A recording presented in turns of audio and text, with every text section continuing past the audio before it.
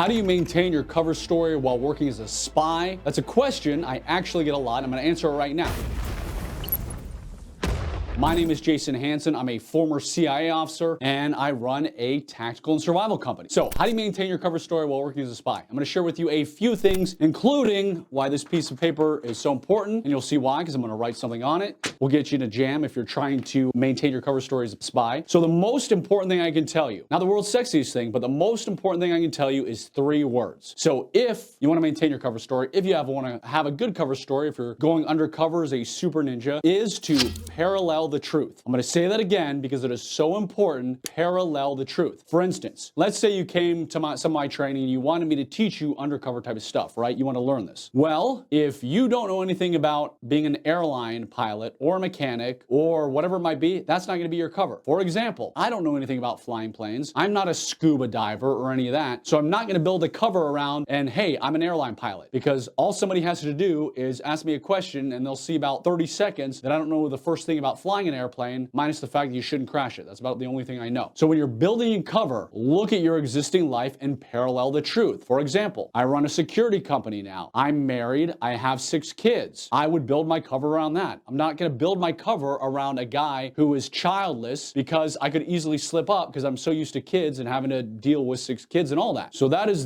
one of the most important things that I can tell you. The other thing you have to do is you have to live it. You have to believe it. So an example I can give you is actors. We've all heard of method actors where they go, so deep into the acting and they maintain that their whoever their character is for the full time. And I can't remember, I was reading, maybe it was Daniel Day-Lewis who does, and stories about, one actor was in a wheelchair for his role, and the entire, I don't remember how many months the movie filmed, but 4 months, 9 months, he would not get out of that wheelchair. People had to push him around everything because he was so deep into that role. That's how you need to look if you're trying to maintain your cover. And you need to look at it even deeper, because guess what? If an actor screws up, who cares? They're an actor. If you blow your cover somewhere and you were a true intelligence operative, well, you could end up in jail, in a foreign prison. You could end up dead. You could get the crap beat out of you and have horrible things done to you. So you need to take it very, very seriously. So you are going to maintain that. You are going to live it. You're going to brainwash yourself. And obviously there's a tremendous amount of training that goes into this. For example, let's say your cover name is John Smith, right? Well, there's going to be a lot of training scenarios involving that. And let's say, hey, we'll use me as an example. My name is Jason Hanson. Yes, that is my true name. So if I have a bunch of guys in here who I'm training, and let's say there's somebody named, I'll just use Jason Hanson because I just said that too, right? Well, we will do scenarios. Let's say it's a dinner party scenario. I am training John Smith, whose real name is Jason Hanson. Well, during that dinner party scenario with role players and everybody, I'm gonna have somebody yell out, "Hey, Jason."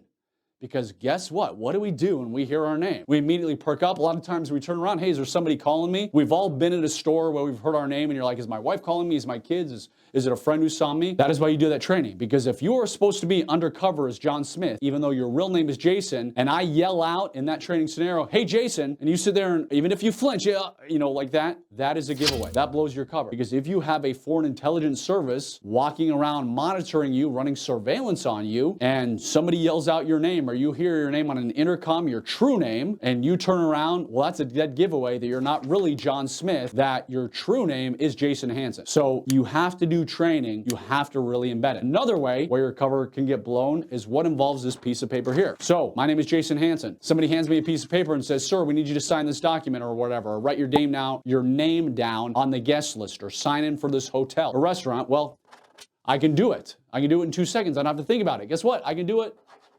without looking, because all of us have signed our name 1,000 times. But if your name is Jason Hanson and your cover is, hey, my cover is John Smith, and somebody hands you that piece of paper and you haven't practiced it in John Smith. I've not practiced John Smith, so John Smith. It's not as natural, obviously. It doesn't look as natural, especially if your cover name is not some simple name John Smith, which it probably wouldn't be. So whatever your cover name is, practice writing it. Practice writing it so good where my John Smith looked horrible. Anyways, That's my John Smith. I didn't really try because I was trying to do it fast. Anyways, is you have to get your cover signature to look just as good and as real as your true name signature. And that's something that all takes practice. So going undercover, maintaining your cover is obviously not something you take lightly. It's not something you do in 10 minutes an afternoon where they're like, hey, Bill, you're an airline pilot and your new name is Ebenezer Scrooge. Imagine signing that Ebenezer Scrooge if you haven't practiced that one. So those are a few tips on maintaining a cover. Hopefully you're just using this for entertainment purposes, that you don't need it for any reason unless you work for the US government and you're doing awesome things to help our country. I hope you learned a thing or two for those tips. Please like, subscribe, turn on that ring notification. I've got a lot more spy and survival secrets coming your way. And if you want to grab my New York Times best-selling book called Spy Secrets That Can Save Your Life, please click below. I think you'll find that very valuable. I am former CIA officer Jason Hanson, and yes, that is my real name.